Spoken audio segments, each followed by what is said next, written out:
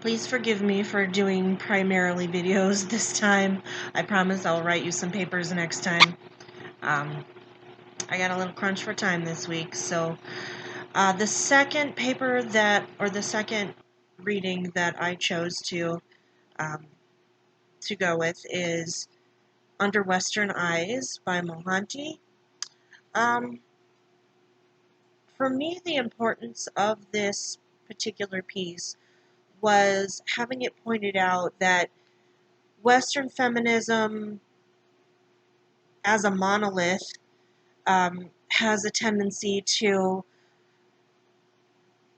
define other feminisms or non-Western feminisms also as a monolith, even though they're not. One of the things that was pointed out in the paper is the example of women who wear the veil, Muslim women, Arabian women. I have, just personally being a human being in the world, heard so many times that these women are wearing the veil because they're oppressed. But when you actually take so many of their opinions into account, when they actually speak up and say, hey, listen, this is not my oppression. I asked my father if I could take off my veil, and he was like, why? Did something happen? Was someone unkind to you?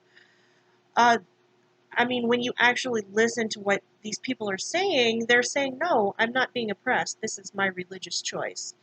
This is freedom to me. And if you took my veil from me, that would be the oppression. You don't have any right to do that as an outsider. So I think one of the most important things to remember when discussing feminism in general is that feminism needs to be defined by the people that are fighting for their equality.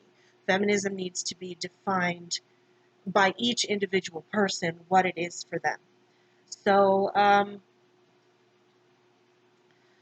I thought the way that the author was able to break down different works and show how they were specifically biased in a Western sort of way.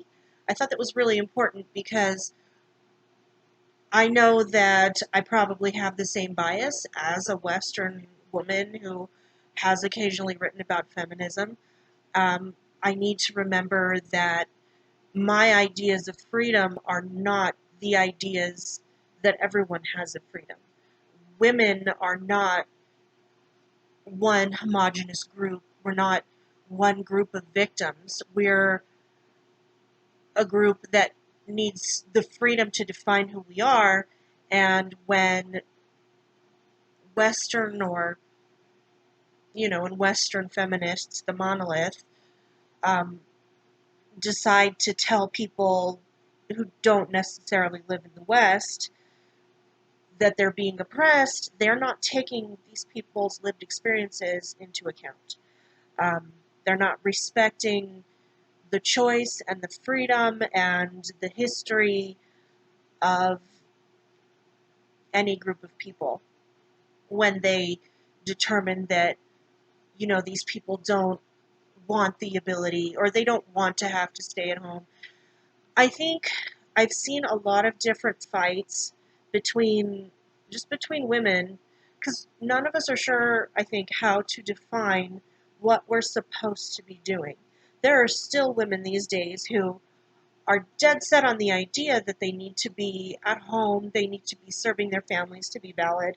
And then there are other women that are dead set on the idea that they need to be out of the home, they need to be working for money, they need to have this financial freedom. Um, excuse me.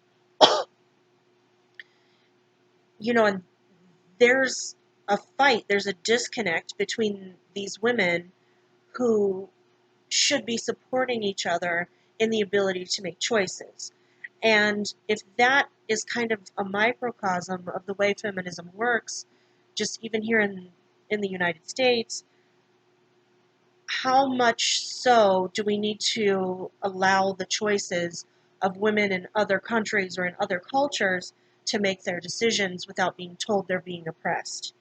Um, So that about concludes my thoughts on the subject of Western feminism. Thank you for your time.